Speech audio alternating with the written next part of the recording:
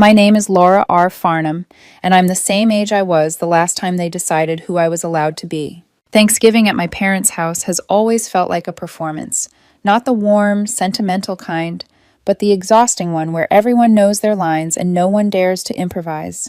Every year I go anyway, convincing myself that maybe this time would be different, that maybe someone would ask about my work without twisting it into a joke, or notice that I exist beyond family emergencies and group texts. I suppose some part of me still hoped for a miracle. The house smelled like burnt rolls and cinnamon that had been overused to hide something else. Maybe resentment, maybe disappointment. My mom had already opened the wine, which meant she was floating somewhere between cheerful and absent, smiling at the wrong moments, nodding on autopilot. My dad was planted in his recliner, yelling at the TV like the quarterback could hear him. Josh and his wife Rachel arrived late, as usual, with a store-bought pie and their son Levi balanced on Josh's shoulders, like a postcard version of a happy family. My mom made a huge deal about the pie. She clapped her hands, praised it, asked where it was from. I stood there holding the cheesecake I'd brought from a bakery people line up for, the one she specifically asked me to bring. She barely glanced at it. It sat untouched on the counter while everyone raved about Josh's dried-out pumpkin pie like it was a sacred offering. I told myself it didn't matter, that it was just dessert, but the familiar sting crept in anyway. Josh has always been the favorite. Failed 2 majors in college, dropped out, landed a warehouse job through one of my dad's friends, married a woman who treats every room like it revolves around her, and somehow still emerged as the success story. I, on the other hand, make good money working remotely, travel a few times a year, have no debt, and apparently that makes me the family question mark, the one they whisper about. Dinner was tense in the quiet way that only family dinners can be. Polite voices, sharp edges. No one asked about my life. I'd just gotten back from Spain the week before, but when I mentioned it casually, Rachel tilted her head like I'd said I joined a cult. Must be nice, she said, smiling thinly. Traveling all the time, not worrying about anyone but yourself. Josh laughed, and that was enough to derail the rest of the meal. The food wasn't good. Dry turkey, bland stuffing, lumpy gravy. I ate anyway because I knew if I didn't, they'd say I was being dramatic. I stayed through the whole thing, right up until dessert. My cheesecake still unopened, everyone digging into the store-bought pie like it was gourmet. I took a final bite quietly, savoring it for myself. That's when my dad looked at me and said it. Still the family disappointment, huh? He didn't sneer. He didn't raise his voice. He said it flat, like he was stating a fact he'd already accepted. My fork froze halfway down.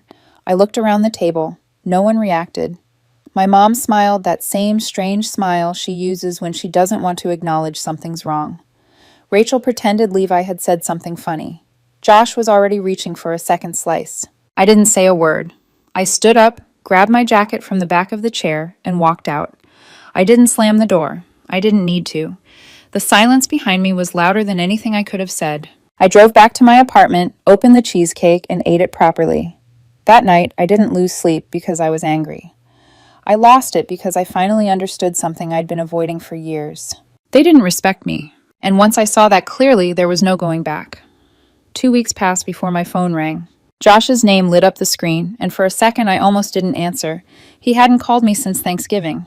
Not to ask if I got home safely, not to apologize, not even to pretend none of it happened. Curiosity won out, though, so I picked up. "Why did my rent bounce?" he demanded without greeting, his voice already sharp, already annoyed, like I was customer service that had failed him. I leaned back against my kitchen counter and let the silence stretch just long enough to be uncomfortable.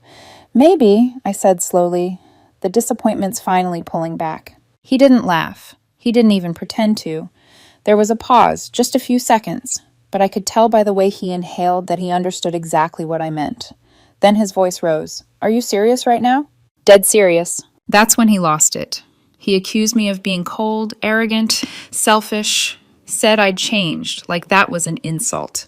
He talked fast, like if he kept going, I wouldn't have time to interrupt.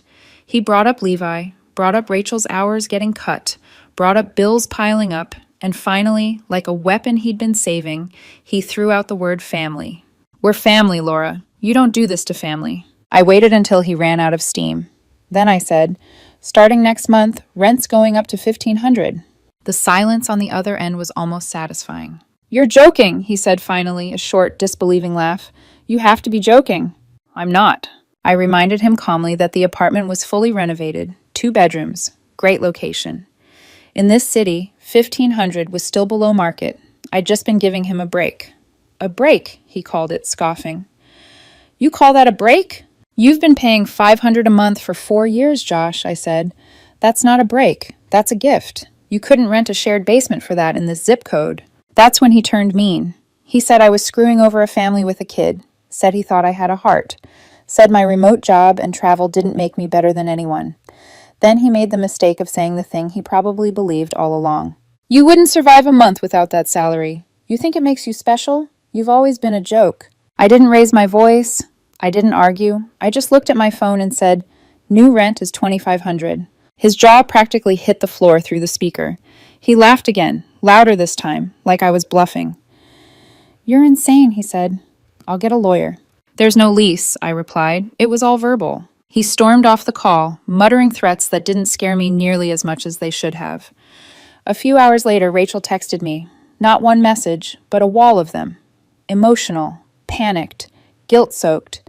She talked about Levi, about how he didn't deserve this, about how they'd end up homeless if I kept pushing, and then she added the line that settled something permanently in my chest.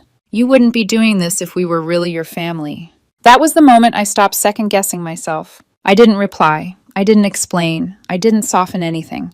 For 4 years, I'd given them that apartment because they begged, because they said it was temporary, because they promised they'd get on their feet. I kept the rent low, not because I felt guilty, but because I didn't want them to feel embarrassed. I protected their pride while quietly eroding my own boundaries. 3 days later, Josh showed up at my door. No warning, no text, just pounding like he owned the place. I opened the door slowly, and there he was, red-faced, breathing hard, eyes wild with entitlement. "You're actually doing this?" he demanded. "You're tripling the rent just like that?" "It's more than triple," I said calmly. "What do you think is fair?" "Fair?" he snapped. "We have a kid. You knew we were barely making it. You pull the rug out from under us and act like it's business." "I gave you 4 years," I said. "That was business." He sneered, said I had no idea what real life was like, that my little lifestyle bubble didn't mean anything, that I disgusted him.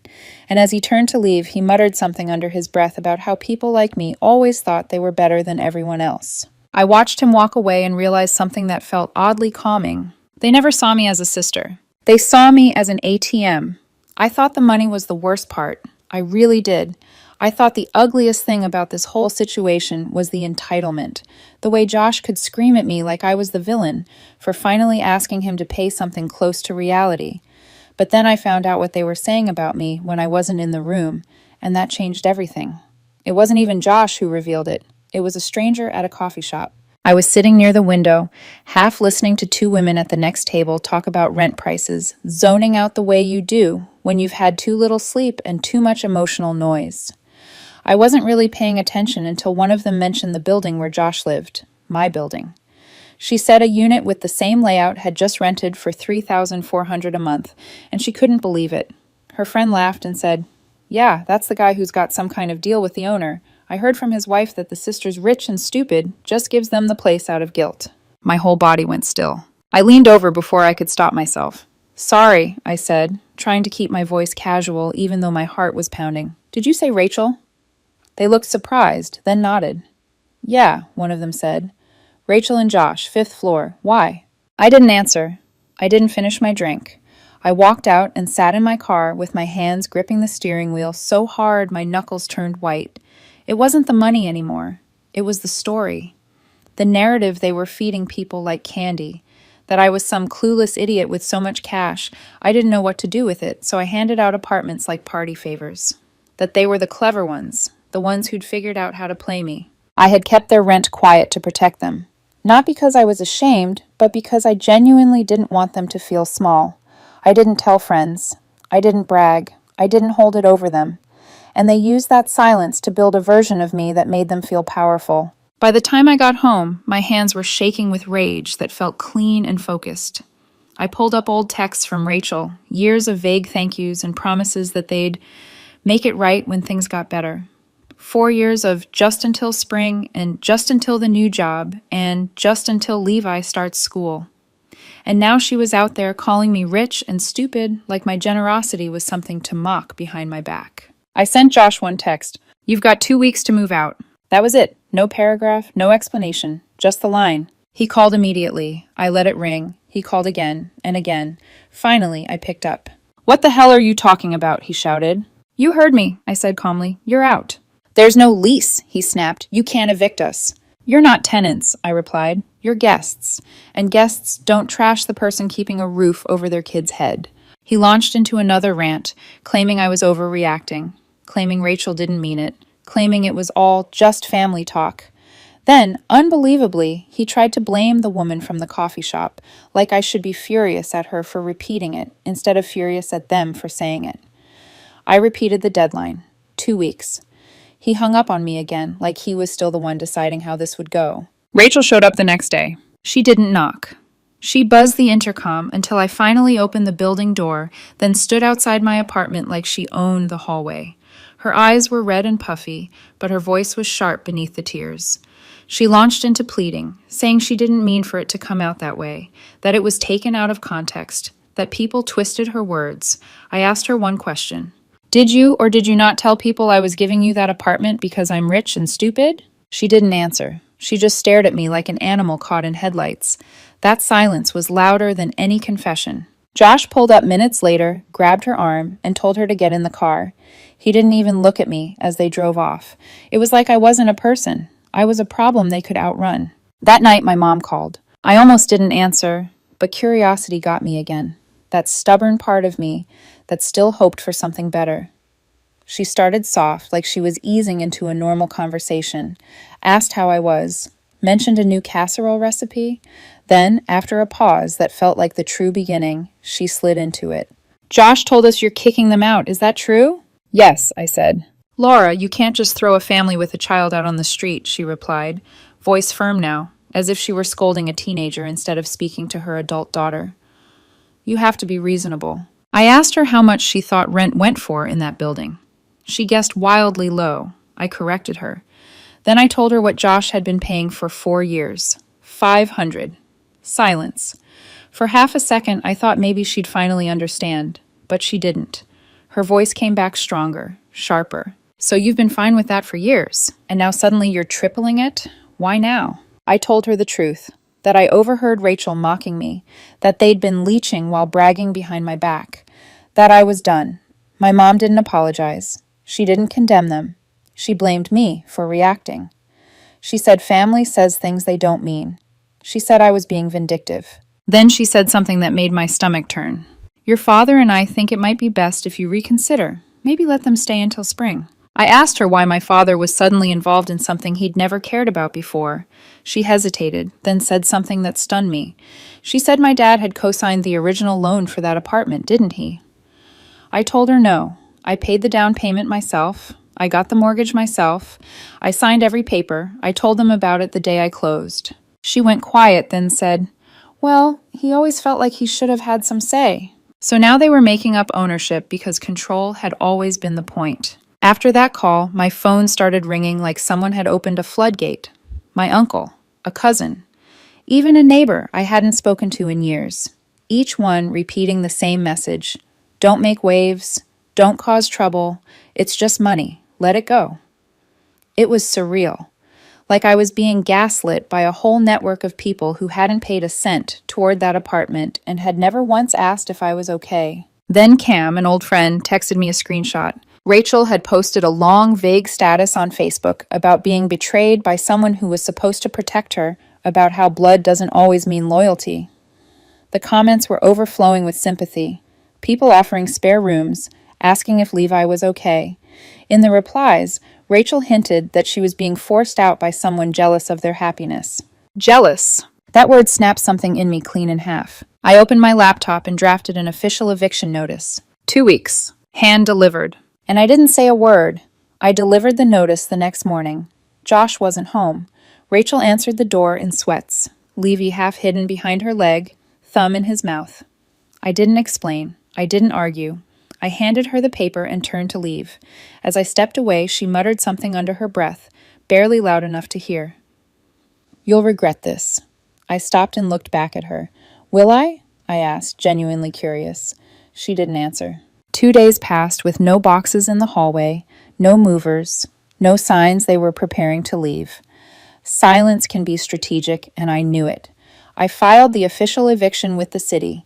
7 days after that, law enforcement could be involved.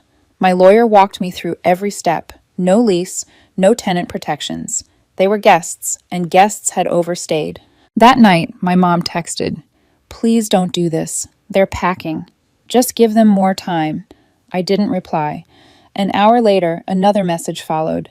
"Your father says you should be careful. Josh isn't handling this well." The words felt less like concern and more like a warning. 2 hours after that, I heard a noise outside my apartment. Not in the hallway, outside my window. I live on the 3rd floor. There's a fire escape. I turned off the lights, heart hammering, and crept into the kitchen. I peeked through the blinds and saw a shadow crouched near the window, a shape moving where no one should be. I yanked the window open and yelled as loud as I could. The figure jolted, scrambled, and disappeared down the ladder. I didn't see the face, but I didn't need to.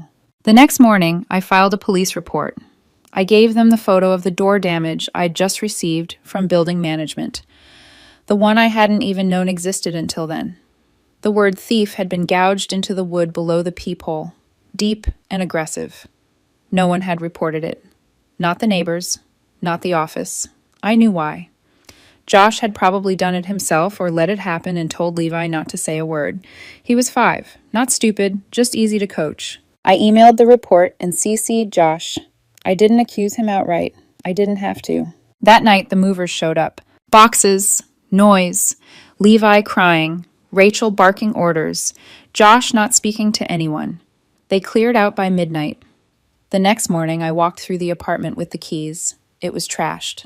Scuff marks on the walls, cupboards hanging open, carpet ripped at the corner, peanut butter smeared handprints on the sliding glass door. No note, just a receipt on the counter from a hardware store. One item purchased, wood carving tool, paid in cash. I stood there for a few minutes, not angry, just strangely calm. There was something poetic about it, the way they left destruction behind like a child breaking a toy they didn't want anyone else to have. I took a photo of the damage, emailed it to the building manager, and paid for the door replacement out of pocket, $900. I didn't worry about it. I'd make it back. 4 days later, the new tenants moved in. A young couple from out of state, polite, enthusiastic, excited about the space. They signed for $3,000 a month without blinking. First and last month's rent wired before I handed over the keys. I left them a bottle of wine as a welcome gift. They sent a selfie by the window Josh had once taped a blanket over, smiling, grateful. The apartment felt clean again, not just physically, like the air had been cleared. I thought it was over. It wasn't. My dad called. He didn't mention the fire escape. He didn't ask about the door. He didn't apologize for pretending he had any claim to the place. He just said I'd gone too far and should have let them stay until Levi finished the school year. Texts followed from people I barely knew anymore, repeating Rachel's lines. Cold, heartless, greedy. Rachel had been busy online. She posted on Facebook, Instagram, local forums, even Reddit. Long paragraphs about betrayal, unjust eviction, and a greedy landlord's sister. She left out the rent, left out the lack of a lease, left out the fire escape. She posted Levi's picture, said he cried at night, said he asked why Aunt Laura didn't love them anymore. For a moment, it almost worked. Then I remembered the cafe, rich and stupid, thief. A few days after the new tenants settled in, I ran into Rachel at the grocery store, frozen meals in her cart, Levi holding her hand. He waved at me. I waved back. Rachel stared at me and said quietly, "You sleep okay now?" "Better than ever," I replied. "They're living with my parents now. I hear Josh is flipping sneakers online. It's not going well." Rachel's working part-time at a dental office. They've been denied from 2 rentals already. Credit issues. My mom hasn't called since January. My dad asked once if I'd consider a short phone call with Josh to talk things through. I ignored it. Then last week, I checked my mailbox and found a thick envelope with messy handwriting. No return address. Inside was a drawing in crayon, a tall building, a small stick figure with a beard, another smaller one holding its hand, a bright yellow sun. a heart floating above them. At the top, in uneven letters, it said, Aunt Laura. No note, no guilt, just that. I didn't frame it. I didn't analyze it. I put it on the fridge with a magnet. Every time I pass it, I feel a strange mix of peace and clarity. Because whatever the adults think of me, the kid knew exactly who I was. And somehow, that was enough. Once the noise finally died down, the silence felt unfamiliar, almost suspicious at first. For years, there had always been something pulling at me. Some crisis, some guilt-laced request, some reminder that I existed in my family only when I was useful. And now there was nothing. No calls, no texts, no passive-aggressive posts popping up on my screen. Just quiet mornings, steady rent deposits, and the hum of a life that no longer revolved around managing other people's chaos. The new tenants settled in quickly. They fixed the balcony lights Josh had always ignored, hung art on the walls, and added plants that caught the sunlight in the afternoons. Sometimes they'd text me small updates, like a leaky faucet they fixed themselves, or a package accidentally delivered to the wrong unit. They treated the place with respect, and in return, I treated them like adults, not obligations. Every month the payment came through, clean and on time. No drama, no apologies, no explanations required. Josh and Rachel stayed with my parents longer than anyone expected. Weeks turned into months. The temporary arrangement stretched thin, tension spilling into places I no longer had to witness firsthand. I heard bits and pieces through relatives who thought they were being neutral. Josh complained about lack of privacy. Rachel complained about rules. My parents complained about stress. I listened without responding. For once, their problems weren't mine to solve. The only time my resolve wavered was when I looked at the drawing on my fridge. Levi's crayon lines were uneven, the sun a little too big, the figures crooked but certain. I wondered if he asked questions. I wondered what he was told. I wondered if one day he'd remember me as the aunt who vanished, or the one who refused to let adults turn her into a villain for setting boundaries. I couldn't control that, and accepting that was part of the healing. One evening, months later, my dad sent a message that surprised me. Not an accusation, not a demand, just a simple line. We miss you. I stared at it for a long time. It wasn't an apology. It wasn't accountability. It was a statement that expected me to bridge the gap like I always had. I didn't respond, not because I was angry, but because I was finally honest with myself. Missing me wasn't the same as respecting me. Life went on, quietly and steadily. I focused on my work. I traveled again, not as an escape, but as a choice. I made friends who knew me without history weighing them down. I built routines that felt good instead of obligatory. And slowly, without fanfare, the label they'd given me lost its power. Family disappointment. It used to sit in my chest like a verdict, like a sentence handed down without trial. Now it felt hollow, outdated, something that belonged to a version of me I no longer lived inside. I wasn't a disappointment. I was simply someone who stopped accepting crumbs and started demanding respect. Every now and then, I'd hear updates. Josh's sneaker hustle failed. Rachel picked up more hours. They were still struggling. My parents were tired. The cycle continued exactly as it always had, just without me in the middle of it. And that was the strangest part. Once I stepped out, nothing collapsed. Nothing improved either. It just kept spinning, unchanged. One night, I stood in my kitchen, looking at the fridge, at Levi's drawing held up by a cheap magnet. I thought about Thanksgiving, about the table, the pie, my father's voice saying that word like it was a fact. I smiled, not bitterly, but calmly. Still the family disappointment, huh? If that's what it takes to live a life without being used, belittled, or rewritten, then I'll wear it. Not as a wound, as proof that I finally chose myself.